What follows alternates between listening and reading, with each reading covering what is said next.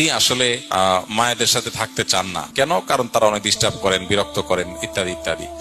তো এক্ষেত্রে শরিয়ার বিধান হলো, সন্তান হিসেবে আপনি মা বাবার কাছে যাবেন, সেবা করবেন, লোক দিয়ে সেবা করার ব্যবস্থা করবেন, এটা আপনার কর্তব্য। কিন্তু স্ত্রীকে আপনি বাধ্য করতে পারেন না যে আপনার মা বাবা খারাপ আচরণ করে তারপরে সেখানে পড়ে থাকতে হবে। এই অধিকার আপনার নাই যে আপনি তাকে এটা বাধ্য করবেন। তবে স্ত্রীর এখানে একটা কর্তব্যের ব্যাপার আছে, নৈতিক দায়িত্বের ব্যাপার আছে। সেটা হলো যে স্বামী আমার ভরণ পোষণ সবকিছু দেয়, সবকিছু খেয়াল রাখে। স্বামীর মা বাবার আচরণে কষ্ট হলেও যদি আমি একটু সহ্য করি, কেন? স্বামীর দিকে খেয়াল করে যে স্বামী খুশি হয় তার মা বাবার প্রতি। যতটুকু সামর্থ্য কুলা, এখানে আননেসেসারি তাকে চাপ নিতে বলছি না, যতটুকু সামর্থ্য কুলা যদি করতে পারেন সেটা আবার সবচেয়ে ভালো, সেটা করা উচিত।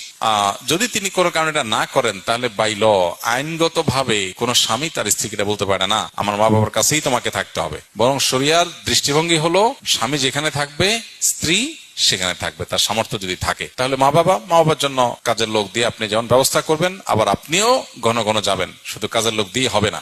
আর নাতিপুতি দেখার তাদের শখ আছে, এটা তাদের হক, অতএব তাদের দেখার ব্যবস্থা করবেন, তাদেরকে আনবেন, নিজে যাবেন। একই সাথে স্ত্রীর প্রতি কোনো অবিচার যেন না হয়, সাধ্য অনুযায়ী মা বাবার সাথে বেয়াদবি না করে সেটাও লক্ষ্য রাখবেন। আবার স্ত্রীকেও বোঝানোর চেষ্টা করবেন, মা বাবার হয়ে ওজোর খাই করার চেষ্টা করবেন। এখানে আসলে ওই যে পাটার পুতার ঘষাঘষিতে মরিচের যে অবস্থা হয়, অনেকটা সে অবস্থা হয়। আর এটুকু করা লাগে।